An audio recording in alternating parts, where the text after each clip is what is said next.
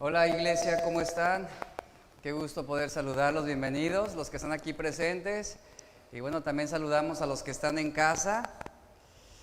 Y vamos a continuar con nuestra serie que estamos llevando durante estas semanas que se titula La Nueva Normalidad.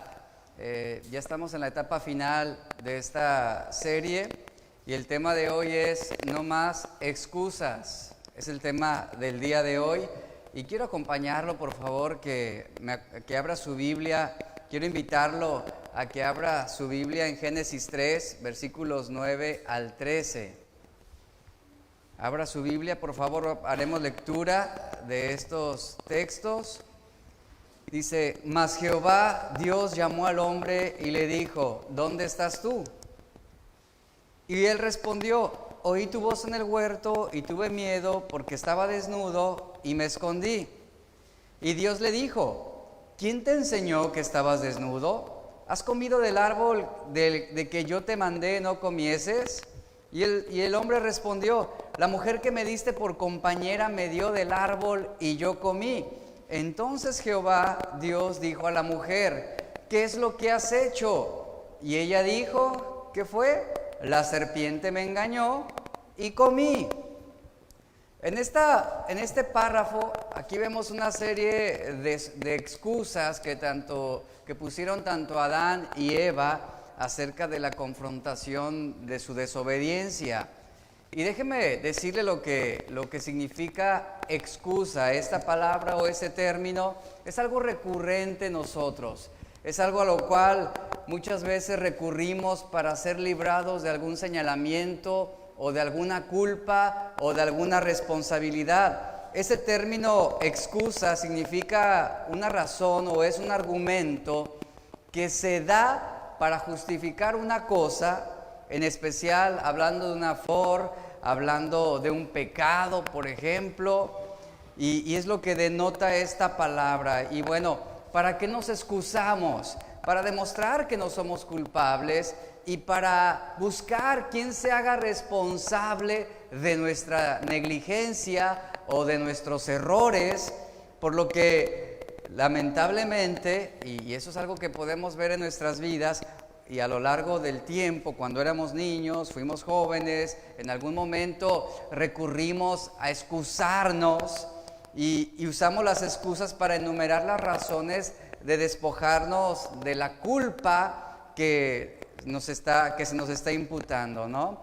Y bueno, este vocablo excusar se constituye un pretexto también que se aprovecha para evitar obligaciones de alguna omisión. ¿Quién aquí no se ha justificado alguna vez de alguna mala falta? ¿Quién aquí no ha recurrido a excusarse para ser librado? Es algo a lo cual hemos recurrido en algún tiempo de nuestra vida. Y bueno, cuando éramos niños o cuando usted era niño, seguramente en algún punto de su corta vida usted presentó excusas descabelladas para justificar algo que no estaba bien. Por ejemplo, si no hizo la tarea, usted llegaba con el maestro y ¿qué le decía? El perro se la comió, o vino un gato de afuera, un dinosaurio dentro de mi casa y de repente el cuaderno desapareció. Y usted escondía el cuaderno ahí debajo de la cama, ¿no? O algún mueble. Y buscamos siempre cómo excusarnos. O por ejemplo, si tú te comprometiste a hacer una llamada importante a alguna persona, que le dijiste, oye, me comprometo contigo a hablarte, después esa persona te devuelve la llamada porque nunca le llamaste, y luego, ¿cómo te excusas? Le dices, bueno, es que te juro que quise llamarte, pero ¿qué crees? Pues mi teléfono no tenía señal. ¿Verdad? Y recurrimos a esto. Vea, una historia verídica es la siguiente. Estados Unidos en el año 2003 invadió Irak con la excusa de buscar armas químicas. Es lo que la historia señala. Y dichas armas, ¿qué cree? Pues nunca aparecieron, nunca se encontraron. Y esto fue, después de algunos años, se demostró que esto solamente fue una excusa que se sostuvo por un motivo de invasión. Para es lo que señalan algunos, que Estados Unidos pudiera quedarse con el petróleo de aquel país. Así que De esta manera es como nosotros también recurrimos a excusarnos, a pasar por alto nuestra falta, alegando, por ejemplo, indiferencia, inocencia, ¿verdad? Ignorancia, es que no me acordé, es que ¿a poco me dijiste? No, es que yo no recuerdo que te haya dicho esto. Y siempre buscamos recurrir a esto. Y mire, desde que el pecado entró en el mundo, a causa de la desobediencia del hombre, nos desarrollamos de esta manera. Aprendemos a culpar a otros. Es la esencia de la naturaleza humana a causa del pecado. Aprendemos a culpar a otros. Aprendemos a responsabilizar a otros de nuestra infelicidad. Por ejemplo, culpábamos a los maestros por nuestras calificaciones bajas. Y decíamos, qué mala onda el maestro, ve lo que me puso, qué le costaba haberme puesto un 10, ¿no? Pero nunca estudiaste, evitabas asistir a escuela, no ponías atención a las clases. ¿Pero quién tenía la culpa? El maestro. El gobierno, por ejemplo, culpamos al gobierno por nuestra pobreza. Culpamos a la sociedad por nuestra rebelión. Culpamos a nuestros padres por nuestros fracasos personales. Y este ejemplo lo puse ayer, ¿no? Y también culpamos a Coppel por darnos crédito y luego no poderles pagar. ¿Y quién tiene la culpa? Ah, pues ¿para qué me dieron el crédito? ¿Verdad? ¿Se da cuenta que eso es una verdad? Y bueno, y también culpamos al pastor porque no somos buenos cristianos. Digo, buscamos excusarnos, pero ¿quién se hace responsable de sus propias acciones?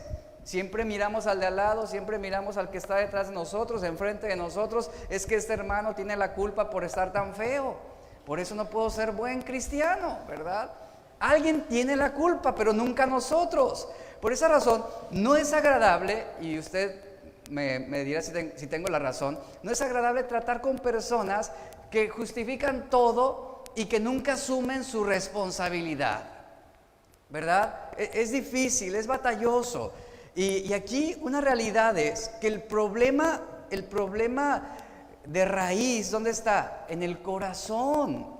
Es lo que finalmente el corazón pecaminoso, la perversidad que hay en nuestra vida, es lo que nos impulsa a excusarnos, a justificar nuestros pecados, nuestras maldades. Debemos entender que esta actitud surge del pecado en el corazón.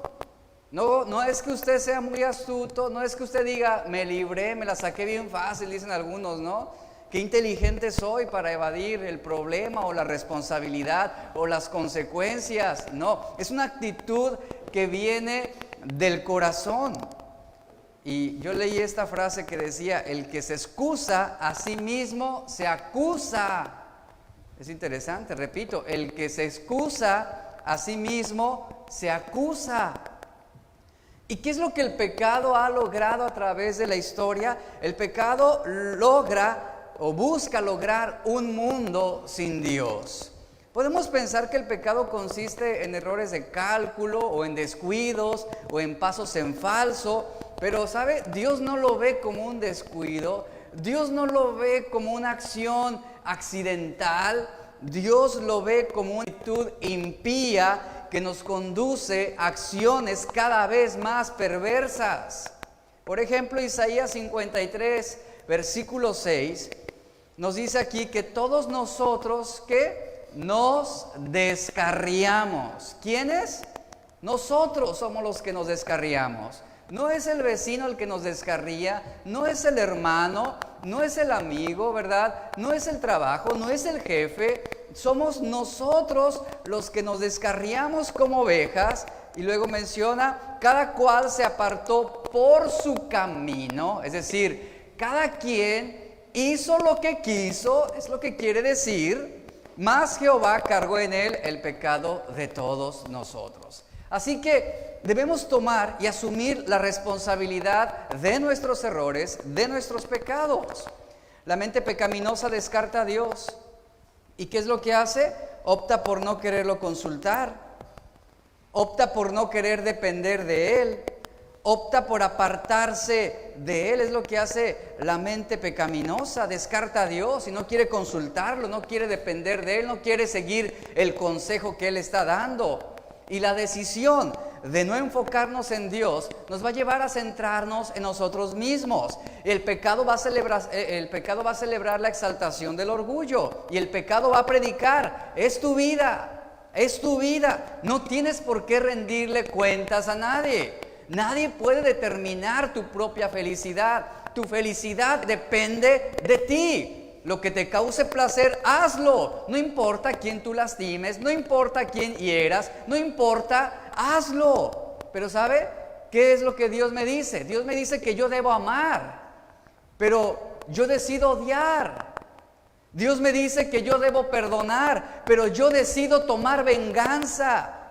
Y el pecado, aunque en su momento pudiera satisfacer una necesidad inmediata, es como el agua de mar. Miren, el pecado durante un tiempo puede saciar la sed, pero eso mismo hace el agua salada. Usted la toma en el momento y alivia una necesidad, pero ¿cuánto tiempo? Es cuestión de segundos, de si acaso algún minuto, y en menos de lo que usted espera, al poco tiempo la sed volverá con más intensidad y le va a demandar más satisfacción.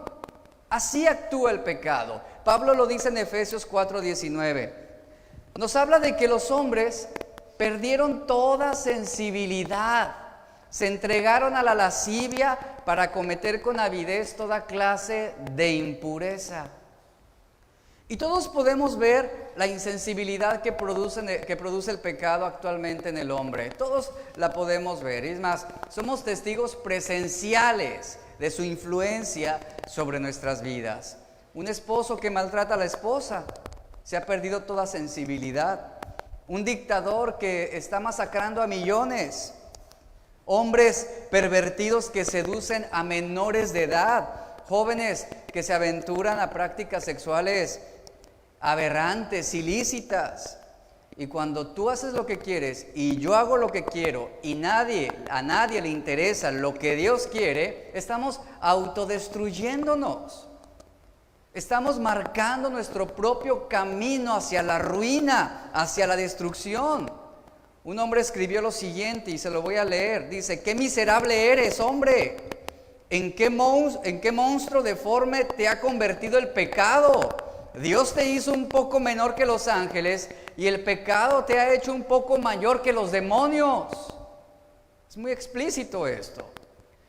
Así que, hablando sobre la justificación de nuestro pecado, quiero mencionar 5 excusas cuando una persona cede, o 5 excusas que una persona presenta cuando cede a una situación de tentación o de pecado. Número 1, la gente dice: es que me presionaron a hacerlo. Escuche, número 1, me presionaron.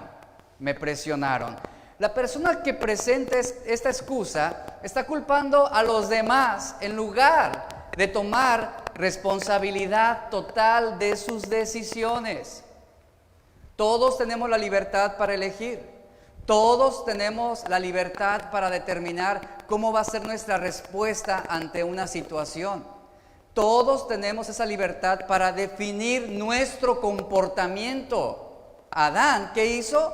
Comió el fruto prohibido del árbol de la ciencia del bien y del mal. Y Adán, ¿qué fue lo que le dijo a Dios cuando fue confrontado? Y lo acabamos de leer. ¿Cuál fue su excusa? ¿Qué justificación presentó? La mujer que me diste por compañera me dio del árbol y yo comí. Vea cómo Adán comienza a buscar esa excusa para liberarse de la culpa. Él está diciendo: Señor, la mujer que me diste. Ahora yo quiero que note el énfasis de este señalamiento. Implícitamente, ¿a quién está señalando como causa del problema? ¿Quién se la dio? Dios. Adán está diciendo: tú la pusiste en mi vida, ya me generó problemas, pero tú la trajiste conmigo. ¿Se da cuenta aquí cómo Adán comienza a buscar esa excusa?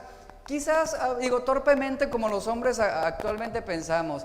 A lo mejor Dios va a decir: tienes razón, sí es cierto, parte de la culpa es mía. Perdóname, Adán, discúlpame por haber hecho esto, ¿verdad? Te entiendo y llora aquí conmigo, ven, no te preocupes, todo va a estar bien. Pero no, Adán tenía la libertad también para poder decidir, pero él, ¿qué hizo? Decidió comer. Y esta excusa no justificó sus acciones en ese momento, y ¿sabe? Y no justifica nuestras malas acciones el día de hoy. Usted no puede decirle a Dios, es que Señor, la esposa que me diste, es que el esposo que me diste, los hijos que me diste, el trabajo que me pusiste. Como diciendo, tú eres el responsable de lo que me está aconteciendo. No podemos excusarnos delante de Dios como lo hizo Adán. Ahí está claramente. Muchas personas, una y otra y otra y otra vez, buscan justificarse. ¿De qué manera? Es que, Señor, si mi esposo fuera de otra manera, yo sería mejor. Yo no habría hecho esto. Yo no habría tomado estas malas decisiones. Si mis compañeros de trabajo no hubieran estado conmigo, entonces no lo hubiera hecho, pero ellos me presionaron, Señor. Ellos me impusieron esa presión para que yo actuara, para que yo hiciera, para que yo dijera, para que yo firmara. Ellos lo hicieron. Un hijo puede decir, es que mis padres así me criaron, ¿qué hago? ¿Qué hago? Como cuando alguien viene y te confronta o habla, por ejemplo, se acerca contigo y te dice, oye, necesito hablar de tu mal carácter. La verdad necesitas cambiar, mira, no está bien que hagas esto. Así nací. ¿Ve? Qué fácil es buscar excusas. Pero yo pregunto, ¿quiénes aquí, en este lugar, tienen el carácter para asumir la responsabilidad de sus pecados? ¿Amén? ¿Quiénes? ¿Ninguno? Allá en casa. Ese es el punto, realmente, ¿cuántos podemos asumir nuestra culpa delante de Dios? ¿Cuántos?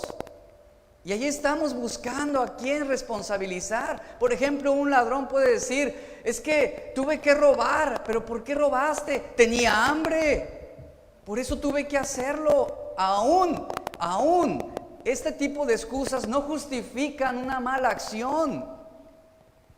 Nadie puede forzarte a ceder ante la tentación.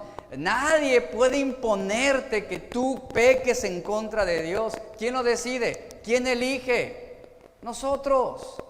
Y somos nosotros quienes debemos asumir esa culpa y esa responsabilidad ante Dios y ante los hombres. Ahora, es normal que nos sintamos atraídos, alentados e invitados a pecar. Así actúa la tentación. La tentación pondrá un señuelo para que tú puedas finalmente caer, para que puedas ceder, para que resulte provocador, tentativo. Sí, somos seducidos, pero nadie puede obligarte a que tú participes de un comportamiento indecente. Nadie. ¿Quién lo decide? ¿Quién toma la decisión, la elección? Nosotros. En Proverbios 1, acompáñenme ahí por favor. Capítulo 1, del verso 10 al 19 nos habla acerca de esto. Proverbios 1:10, ahí en casa por favor, acompáñenme, vamos a leerlo juntos.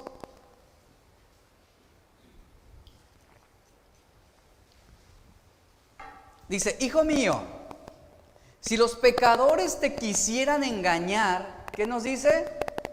No consientas.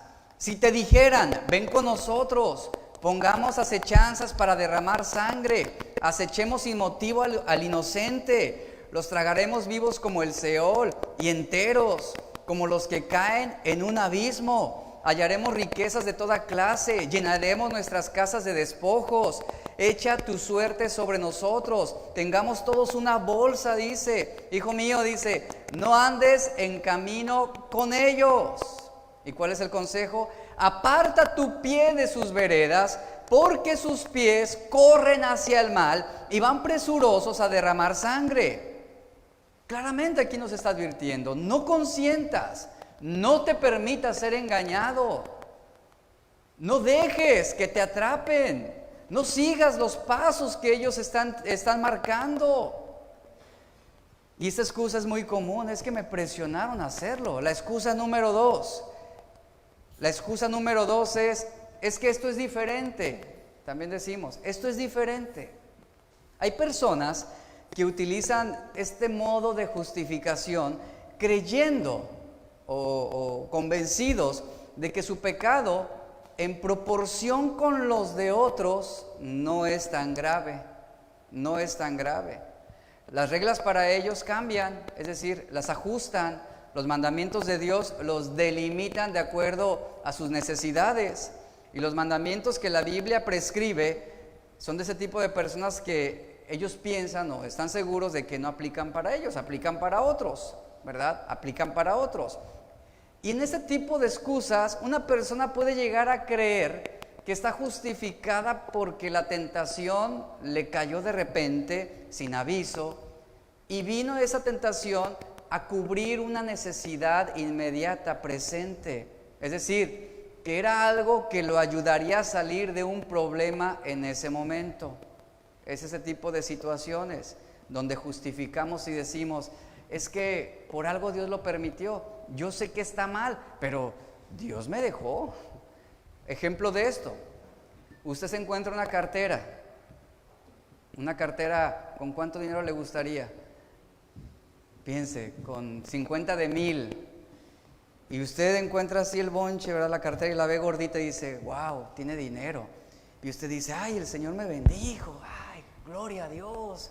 Oh, necesitaba este dinero para pagar algunas deudas, gloria a Dios. Y usted abre la cartera y encuentra un IFE, encuentra una licencia, encuentra un comprobante de domicilio. ¿Y qué hace usted? El Señor me bendijo, no, gracias Señor, y avienta el IFE allá y todo, no, ay, el Señor me... No, escuche, eso no es diferente. Sí, se encontró un dinero, y a lo mejor ese dinero, obviamente, le pudiera ayudar a solventar alguna necesidad, pero ¿qué cree? Hay una identificación, hay un número de teléfono, hay una dirección. ¿Qué tiene que hacer usted? Usted debe reportarlo, usted debe entregarlo porque hay un dueño. Lo mismo sucede, usted se encuentra un celular. ¿Y qué pasa? Usted dice, ay, el Señor me bendijo con ese celular. ¿Y qué hace? Lo apaga. Nadie me llama, no entran llamadas, me lo voy a quedar. Es de Dios que me lo quede. No, seguramente el dueño desesperado, y más si lo sacó a crédito, ¿qué va a hacer? Buscarlo a como dé lugar, ¿no? Recuperarlo. Y usted debe mantenerlo prendido. Y le van a llamar, seguramente alguien le va a llamar. ¿Y qué tiene que hacer? Entregarlo. Entonces, no podemos prestarnos para cometer una serie de delitos y decir, es que esto fue diferente. Es que esto Dios lo permitió para ayudarme. No, no es de esa manera. Y suele pasar que muchos llegan a pensar que Dios les permite un momento de tregua donde pueden cruzar los límites impuestos por Dios mismo para disfrutar o prosperar indebidamente. La gente dice, no parecía tan malo en ese momento, no era mi intención, me dijeron que era permisible, me dijeron que Dios no se enojaría, que Él es bueno. No podemos justificarnos de esa manera. La Biblia claramente dice, el que piensa estar firme, mire que no caiga. 1 Corintios 10:12. En otras palabras, nunca debemos pensar que nosotros podemos sobrepasar los límites que Dios ha establecido en su palabra. No podemos ir más allá de las reglas de la Biblia, o no podemos confiarnos en nuestra inteligencia creyendo que estamos capacitados y que Dios ha determinado o nos ha encomendado la responsabilidad de que nosotros asumamos en base a la experiencia lo que está bien y lo que está mal. ¿De acuerdo a qué? A lo que sentimos, a lo que percibimos, a la experiencia que tenemos. La verdad se determina por la palabra de Dios. Y es una manifestación de orgullo pensar que estamos más allá de ser tentados o engañados para hacer algo malo y decir, por algo Dios lo permitió, ¿verdad? No debemos buscar ese tipo de justificaciones, decir, es que, pues esto era diferente. Número 3, Y esta es muy buena. La número 3, la siguiente excusa que presentamos comúnmente ante una situación de pecado es la siguiente: Dios sabe que soy débil. Ay, pobrecito, ¿verdad? Es que Dios sabe que soy débil. Es como aquellos que los invitan a un lugar y dicen, ¿para qué me invitan si ya me conocen? ¿Verdad? Y así vamos con Dios. ¿Para qué me permites enfrentar esta situación si sabes que voy a reprobar? Si sabes que no la voy a hacer, que no estoy capacitado. Hay personas que son muy creativas para justificar su pecado. Hay personas que utilizan esta excusa y ponga atención a lo que le voy a decir, y que no culpan a Dios por enviar la tentación directamente, pero sí culpan a Dios, y escuche esto, por hacerlos tan débiles. ¿Ve? Por hacerlos tan débiles. Culpan a Dios por su propia inhabilidad para decir no a dicha tentación. Y aquí hay que tener cuidado también con esto. Esta forma de razonamiento funciona de la siguiente manera: pues Dios me hizo de esta manera, Dios me hizo así, Él sabe que soy débil en esta área, ¿para qué me permite esas tentaciones? Si sabe que voy a caer, si sabe que no voy a aguantar. Y vea, buscamos justificar y decimos, es que Él pudo haber evitado que yo cayera. Él sabe que yo no voy a aguantar, Él sabe que yo no soy lo suficientemente fuerte, Él sabe que esa tentación es lo único en la vida que no puedo soportar. Y empezamos a lloriquearle a Dios, ¿no? Es que si tú sabes, Señor, ¿por qué lo permites? ¿Por qué me dejas ser como soy? No es que Dios te deje ser como eres. Aquí es donde entra la determinación por agradar a Dios en todas las cosas. Y la persona que usa esta excusa es aquella que no depende de Dios. Ahora, todos tenemos debilidades, todos, ¿verdad? Todos tenemos un área en la cual se manifiesta esa vulnerabilidad, donde se presentan esos defectos. Y nuestros defectos, nuestras debilidades, no debemos aprovecharlas para justificarnos. No debemos buscar razones para excusar el pecado en nuestra vida, sino más bien cuando detectamos debilidad, cuando detectamos que somos vulnerables a ciertas tentaciones o situaciones o pecados, debemos recurrir a Dios a buscar ayuda para que Él nos fortalezca, para que Él nos capacite, para que Él nos ayude a vencer. Y no decir, pues ya me metiste en eso, Señor, y sabes que soy débil, pues ni modo, me voy a entregar plácidamente a esto, ¿no? No, sino entre más débiles seamos, debemos ser más dependientes de Dios para ser fuertes. En 1 Corintios 10:13 la Biblia dice, solo haré lectura, nos dice que no os ha sobrevenido ninguna tentación que no sea humana. Es decir, que son tentaciones que pueden ser soportables, que pueden ser llevaderas, dice, pero fiel es Dios, que no os dejará ser tentados más de ¿qué? De lo que podamos resistir. Entonces, cuando somos dependientes de Dios y cuando buscamos el rostro de Dios y cuando sentimos el peso de una tentación, lo primero que tenemos que hacer es doblar nuestra rodilla, recurrir a Dios, que Él nos fortalezca. Claramente aquí Pablo está diciendo que Dios no va a permitir que seamos tentados más de lo que podamos resistir, sino que Dios dará también junto con la tentación que la salida para que podamos soportar. Entonces, bajo la premisa de este texto, esta excusa no puede aplicarse de ninguna manera para nadie, porque Dios está diciendo, en el momento en que te sientas débil, quiero que sepas, hijo mío, que yo no voy a permitir o no voy a poner sobre ti algo que tú no puedas sobrellevar, algo que tú no puedas resistir, porque yo soy fiel contigo, estaré contigo, te ayudaré, te fortaleceré, te animaré, te ayudaré, y no voy a dejar que seas tentado más allá de tu capacidad o de tu fuerza. Y no solo eso te dice el Señor, sino que juntamente con la tentación también te presentaré la salida para que tú puedas vencer, para que puedas soportar. Y cuando se trata de la tentación, cada uno de nosotros, vuelvo a reiterar este punto, tú y yo tenemos el poder de la elección, de la decisión. Dios nos ha otorgado la libertad para ejercer nuestras decisiones. Si elegimos o si nos inclinamos a favor del pecado es porque lo estamos decidiendo. Lo estamos decidiendo. Si nos inclinamos a favor de la santidad es porque ha sido nuestra elección. Entonces, yo quiero dejar bien en claro esto. Tenemos la libertad para decir sí o no. Esa libertad tenemos. ¿Qué sucede cuando te llama un vendedor por teléfono? Y sí presionan bonito, ¿verdad?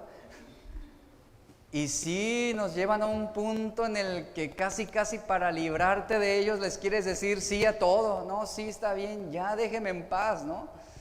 Pero tenemos la libertad de decir sí o no.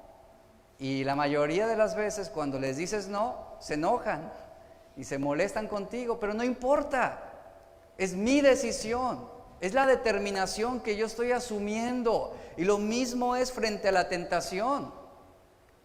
Es esto, tenemos la libertad para decirle sí o decirle no.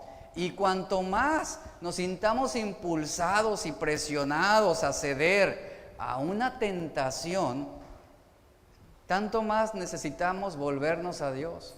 Tanto más necesitamos recurrir a Dios y clamar: Señor, ayúdame, socórreme, fortaléceme, ayúdame a vencer esta prueba, esta lucha, esta situación que desde mi perspectiva natural pareciera imposible. El Señor nos dice: invócame en el día de la angustia, yo te voy a librar y yo te voy a sostener y tú me vas a honrar. Claramente ahí está. Entonces, queda invalidada esta excusa de es que soy débil. El Señor te dice: yo te voy a fortalecer. Número 4, otra excusa que utilizamos comúnmente para poder usarla en contra de la tentación o el pecado, es cuando decimos lo necesito. Es otra excusa muy común. Hay algunas razones por las que Eva justificó su pecado delante de Dios. ¿Y cuál fue una de ellas? Que ella decía: es que es algo que necesito. Implícitamente es lo que estaba señalando. Eva vio, ¿qué vio? Que el árbol era bueno para comer, dice la Biblia. Así que Eva razonó por sí misma. Ella dijo: bueno, comer esta fruta me va a ayudar, es algo que necesito, tengo hambre. Vamos a suponer este ejemplo, tengo hambre. El comer esta fruta va a satisfacer una necesidad. Es algo deseable. Aunque Dios lo prohibió expresamente, el pecado llegó a su corazón con el engaño de que al comer ese fruto ella terminaría satisfaciendo una necesidad inmediata en ese momento. ¿Qué sucede? Que debemos también cuidar nuestro corazón de satisfacer nuestras necesidades con pecados inmediatos, con tentaciones inmediatas. El pecado llegará a tu corazón con el engaño de que lo necesitas para satisfacer algo en tu vida. Ejemplo de esto es, debemos tener cuidado con nuestra necesidad de placer.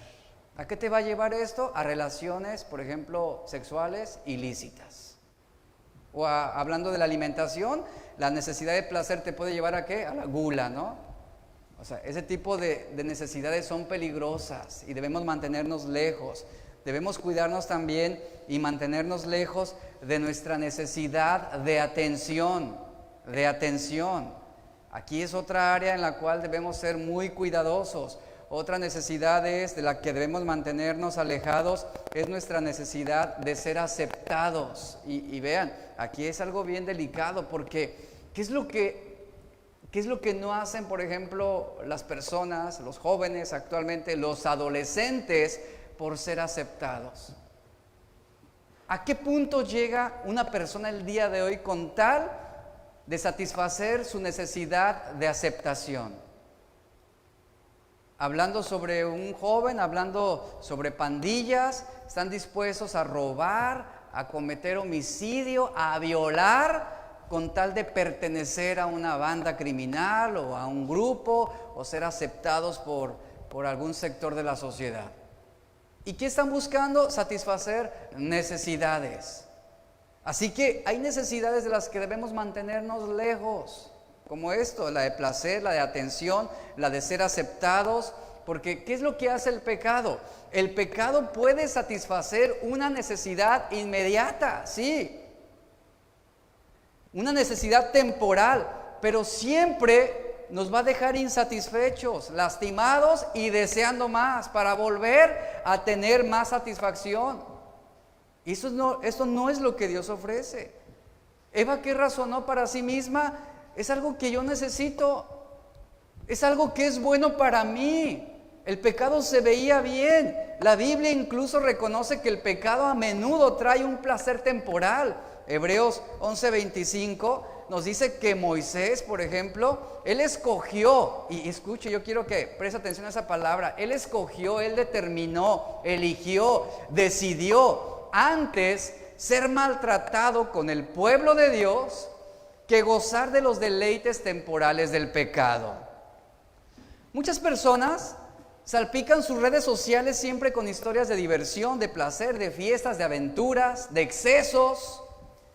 ¿Con qué fin? Pues con el único fin de dar ese deleite temporal, ¿verdad? De ese momento de decir, es que ha sido lo mejor que me sucedió. Y así es el pecado. Te va a engañar hasta el punto en que tú pienses que es lo mejor que te ha ocurrido, que es lo mejor que te ha pasado. ¿Cuántas jovencitas no han caído en relaciones sexuales ilícitas y dicen, fue la mejor experiencia de mi vida? Temporalmente, pero luego vienen las lágrimas, luego viene el dolor, luego viene la lamentación, viene un embarazo no deseado, pero en el momento sí se veía bien, era deseable, ese pecado trajo un placer temporal, momentáneo, pero debemos saber esto, no importa cuán bien y cuán atractivo se pueda ver el pecado, o cuán divertido, o cuán deseable. Aquí debemos recordar una verdad que está gritando las Escrituras para nosotros, en Romanos 6:23, que nos dice, porque la paga del pecado, ¿qué es? Muerte. Pero si es divertido, muerte. Pero es que me genera un placer el cual nunca había experimentado, muerte. Pero es que estoy prosperando como nunca lo imaginé, muerte. La paga del pecado es muerte. La siguiente excusa es, esto me ayudará. Otra forma en cómo excusamos el pecado o el ceder a la tentación. Lo hago porque me va a ayudar. El último pensamiento registrado de Eva antes de comer del fruto fue que al comerlo, ella sería una mujer sabia, tendría conocimiento del bien y del mal. Por esa razón le fue deseable. Ella creía que comer del fruto le ayudaría de alguna manera. Esencialmente, ella ganó algo. ¿Qué ganó? El conocimiento del bien y del mal. Lo ganó, lo obtuvo, comió el fruto y ese fue el resultado. Pero aquí la pregunta es, ¿y a qué precio lo obtuvo? ¿A qué precio? Yo pregunto esto esta mañana. ¿A qué precio lo obtuvo? A un precio muy terrible, porque tuvo consecuencias catastróficas, no solo para ellos, sino para toda la humanidad. Y ese tipo de pensamiento, donde justificamos el pecado, también puede manifestarse de otras maneras, como hablando de las personas, pues la gente se emborracha en las fiestas, la gente busca ese placer de las maneras donde se pueda acomodar, como se pueda prestar, con quien sea, no importa. Lo placentero es lo que se está buscando, es lo que se está persiguiendo, no importa que sea pecado, la gente no piensa en las consecuencias, ellos ven el presente solamente, ellos ven el beneficio que otorga el pecado en el presente, pero no ven el mañana y lo que traerá. Y aquí es donde debemos nosotros reflexionar y evaluar la condición de nuestro corazón. Y hablando sobre esto, y quiero mencionar esto, no hay nada beneficioso en el pecado, nada, y eso nos ha quedado muy claro con esta historia de Adán y Eva. Acompáñenme a Mateo 5:29 y verso 30, por favor. Mateo 5, 29 y verso 30.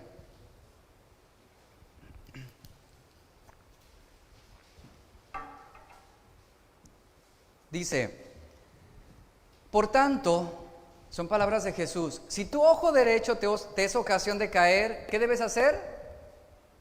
Sacarlo, ¿no? Obviamente no es algo literal, y echarlo de ti. Ve lo que dice, pues mejor te fuera, o te es, que se pierda uno de tus miembros, y no que todo tu cuerpo sea echado en el infierno. Versículo 30, y si tu mano derecha te es ocasión de caer, ¿qué sería preferible? Dice Jesús, cortarla y echarla de ti. Pues mejor te es que se pierda uno de tus miembros y no que todo tu cuerpo sea echado en el infierno. Aquí hay algo bien importante y yo quiero dejar esta pregunta para que ustedes la mediten. ¿A qué estarías dispuesto? ¿Qué estarías dispuesto a hacer para evitar la muerte? ¿Qué harías para evitar la muerte? ¿Qué precio te dispondrías a pagar por la prolongación de tu vida? ¿Cortarías tu mano derecha si de esto dependiera tu vida? ¿Sacarías tu ojo derecho si de esto dependiera la prolongación de tu vida? ¿Estarías dispuesto? Adán y Eva no lo estuvieron y por eso murieron. Un joven llamado Aaron Ralston, él lo hizo.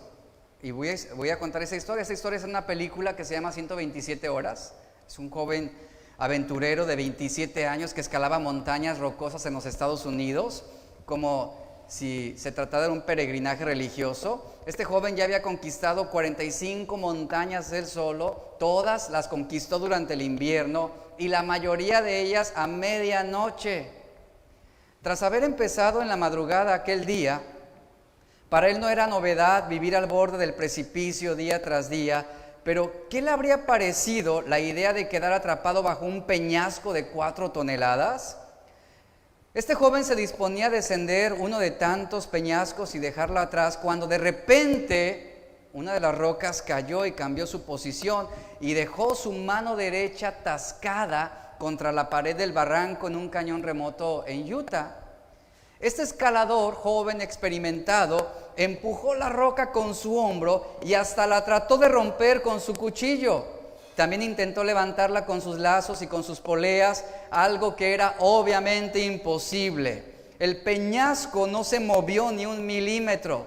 Después de 5 días, piensen esto, 5 días, ya sin agua, ni comida, y oscilando entre periodos de profunda depresión y visiones, tomó una decisión pasmosa que yo recuerdo cuando vimos la película, el solo pensarlo era algo aterrador. Este joven toma la decisión de cortar su mano derecha. En sus propias palabras él dijo, se me ocurrió que si lograba romper mis huesos entre el codo y la muñeca donde estaban atrapados, podría quedar en libertad. Primero, dice, logré partir el radio y unos minutos después el cúbito. ¿Y qué hizo? Y dice, y a continuación tomé una herramienta multiusos, de esas herramientas baratas que consigues en supermercados, y empecé a cortar mi piel y mi carne. Dice, la improvisada cuchilla que tenía en ese momento tenía tan poco filo que ni siquiera me cortaba los vellos del brazo. Entonces tenía que presionar más y cortar. Y él persistió durante 1 hora para concretar la amputación de su brazo, de su mano derecha. 1 hora. Esa hora seguramente fue una eternidad para él. El solo imaginar la sangre corriendo, los sonidos producidos en ese lapso de cortar, ver la sangre ahí, ver cómo su antebrazo se va desprendiendo poco a poco de su mano, hasta que por fin, habiendo liberado esa mano, se libera del peñasco. Y ahora vendría otra prueba para él: encontrar a una persona que lo pueda auxiliar en un lugar solitario. Dice su historia que él se arrastró por una cuesta de 60 metros, bajó con soga apoyado con un brazo por una pared de 30 metros y luego él tuvo que caminar 10 kilómetros hasta que encontró a un par de turistas holandeses que llamaron a emergencias. Este joven, así como nosotros, ilustrando lo que es la tentación, ilustrando lo que es esa caída hacia el pecado, Este joven se vio en una encrucijada, en un callejón sin salida, donde con mano derecha, dice, donde con mano derecha le esperaba la muerte, y sin mano derecha, ¿qué le esperaba? La vida. De eso estamos hablando aquí. De eso estamos hablando aquí. De eso es lo que Jesús está hablando. Ok, si tu ojo derecho te es ocasión de caer, sácalo. Si tu mano derecha te es ocasión de caer, córtala. Es preferible. Ahora, no está hablando literalmente. No está hablando literalmente.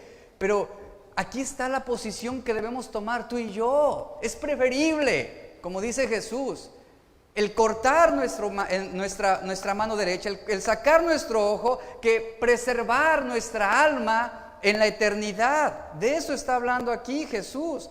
De eso está hablando acerca de la tentación. Por esa razón les pregunté al principio, ¿qué estaríamos dispuestos a sacrificar o a hacer con tal de preservar nuestra vida? ¿Estaríamos dispuestos a cortar nuestra mano, pero que nuestra alma se salvara? Es lo que Jesús está aquí mostrando, ilustrándonos. ¿Estaríamos dispuestos a ese sacrificio?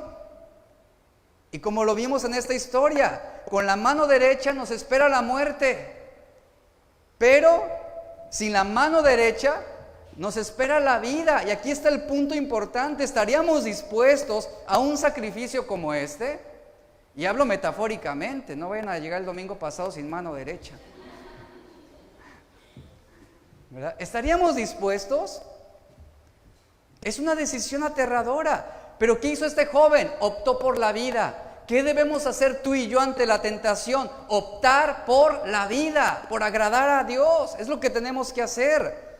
Y lo cierto es que hacemos todo lo posible por evitar la muerte, que se ha convertido en el enemigo público número uno. ¿Y cómo evitamos la muerte? Recurriendo a Dios, no cediendo a la tentación, fortaleciéndonos en el Señor. Y quiero ya marcar el último punto importante: el pecado justificado. Mire, hay algo peor que la desobediencia. ¿Sabe qué es? El pecado que justificamos. Eso es peor que el desobedecer. Caín, dice la Biblia, se justificó. Caín, dice la Biblia, se justificó. Una cosa es el desobedecer, otra cosa es el justificar nuestra desobediencia. Y eso usted lo puede ver, si es padre, en sus hijos también en algún momento, ¿no? Desobedecen, pero ¿qué hacen? Buscan excusarse, buscan justificarse. Y eso incrementa el castigo, ¿no le pasa? A su hijo usted lo quería castigar solamente un día, pero debido a tantas excusas y tantas justificaciones, termina un año castigado. Y llega un momento en que su hijo, ¿y en qué momento se me vino la avalancha? Porque no asumió responsabilidad. Y sabe, lo mismo ocurre de nosotros hacia con Dios. Caín, dice la Biblia, se justificó, y envanecido en sus propios razonamientos, él se hizo un mundo propio, se escondió de la presencia de Dios, y así vivió los últimos días de su vida. Génesis 4:9 dice que Jehová le dijo a Caín: ¿dónde está Abel tu hermano? Él respondió: no sé. Y aquí viene la justificación, la excusa. ¿Acaso yo soy el guardaespaldas de mi hermano? No sé. Y el Señor le dice en el versículo 10: ¿qué has hecho, Caín? ¿Qué has hecho? Jonás, otro ejemplo, fue otro hombre que justificó su pecado de desobediencia. Jonás 4:1-3 dice que Jonás estaba extremadamente enojado. Él oró a Dios y le dijo: Señor, ¿no era esto lo que yo te decía cuando todavía estaba en mi tierra? Así como diciendo: yo sabía lo que ibas a hacer. Yo sabía que no harías como yo quería. Por eso me anticipé a huir de Tarsis. Pues yo sabía bien que tú eras un Dios bondadoso, compasivo, misericordioso, lento para la ira, lleno de amor, que cambias de parecer, dice, y que no destruyes. Por eso tuve que huir. Vea cómo se justificó él de haber desobedecido a Dios. Y hubo consecuencias. Henry Smith, un predicador y escritor, dijo lo siguiente: el pecado justificado, y yo quiero que usted tenga presente esta cita, el pecado justificado, doble pecado es. Doble pecado es. ¿Cuánta verdad hay en esta declaración? No cabe duda que la desobediencia sí es algo detestable ante los ojos de Dios. Sí lo es, pero es aún más despreciable el pecado que se está justificando. Porque nuestra incurable tendencia pecaminosa, ¿cuál es? Buscar excusas, justificar nuestro pecado, ya sea delante de los hombres o delante de Dios. ¿Y cuántas veces no hemos recurrido a esto? Adán fue confrontado por Dios. ¿Y qué dijo? Él no reconoce su desobediencia, él justifica su desobediencia al decir, la mujer que me diste. Eva fue confrontada y ¿qué dijo? La serpiente me engañó. Aarón fue confrontado por hacer el becerro de oro y recuerda qué fue lo que él dijo. Señor, yo no hice nada, yo solamente tiré el oro al fuego y lo aventé y de repente salió un becerro de oro así, nada más por nomás. Se justificó el pecado y hubo consecuencias. Saúl fue confrontado por su desviación de la palabra y él dijo, yo no fui, no fui yo, sino fue el pueblo que estaba conmigo. ¿Quién asumió responsabilidad? ¿Cuántas veces tú y yo no hemos hecho lo mismo? Piensen todas esas veces que condenamos rotundamente los errores, los pecados, las faltas de otros, pero solapamos los nuestros. Y en nuestro caso, tenemos esa tendencia a estar justificando. Nuestro pecado no es tan grave, pero el pecado de otros sí lo es. Y lo justificamos, buscamos excusas para que así parezca. Y a pesar de todo esto, fíjese, nuestros argumentos no convencen a Dios. Los argumentos de Jonás no convencieron a Dios. Los argumentos de Adán no convencieron a Dios, ni los de Eva, ni los de Saúl, ni los de Aarón. Y el Señor no castigó a Adán por el pecado de Eva, ni castigó a Eva por el pecado de la serpiente, ni castigó al pueblo por el pecado de Aarón, ni a los israelitas por el pecado de Saúl. Claramente la Biblia dice que cada uno recibió el justo y merecido pago por sus propios pecados. Así también será tu vida y la mía. Así también, ante el trono de Dios, nuestros argumentos son inválidos. Segunda de Corintios 5:10 dice, porque es necesario que todos nosotros comparezcamos ante el tribunal de Cristo. Usted va a comparecer un día ante ese tribunal para que cada uno reciba según lo que haya hecho mientras estaba en el cuerpo, dice, sea bueno o sea malo, daremos cuentas delante de Dios. Y mi pregunta es, ¿y usted asumirá su responsabilidad? ¿Yo asumiré mi responsabilidad? ¿O diré, fue la iglesia donde yo estaba, fue el pastor que me pusiste, fue el hermano que estaba conmigo ahí al lado siempre, fueron mis papás, fue mi tío, fue el compadre, fue el clima, fue el COVID? ¿A quién vamos a responsabilizar de no obedecer a Dios?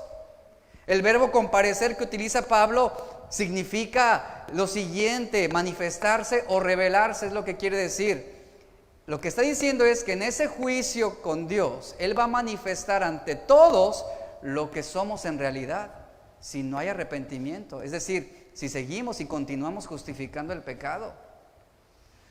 Y último ejemplo que quiero hablar ya para terminar. Los líderes religiosos también, en Ezequiel 8:12, acompáñame ahí, vamos a leer por favor, y terminamos en Ezequiel 8:12.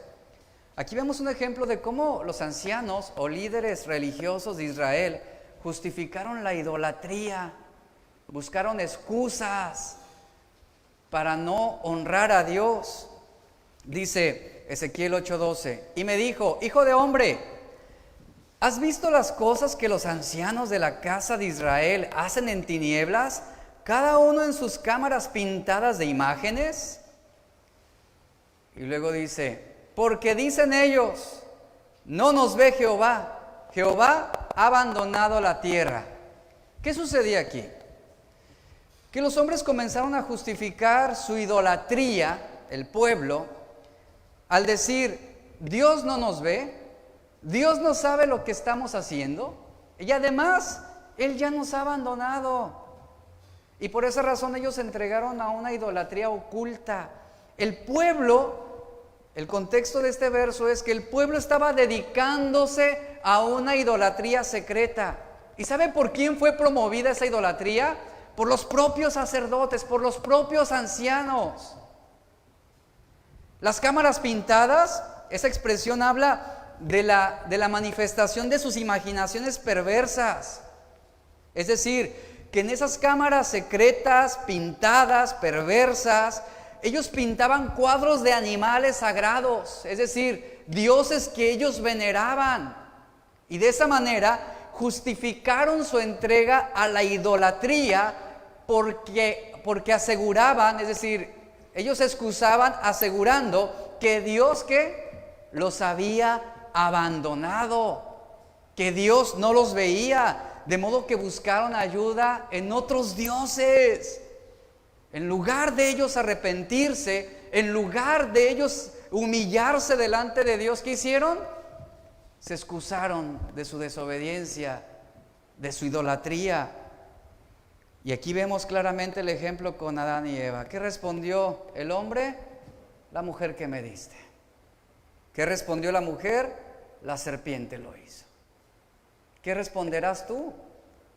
¿Qué vas a responder tú? ¿Qué voy a responder yo si el Señor me dice, ¿qué has hecho?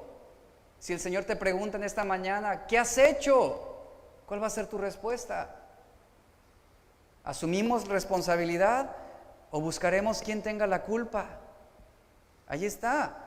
¿Qué es lo que Dios espera de nosotros? Una humilde confesión de nuestro pecado, de nuestra maldad. Una humilde confesión que surge de un corazón contrito y quebrantado. La Biblia dice, el que encubre sus pecados, y esa palabra encubrir precisamente habla de esta justificación, de buscar excusas.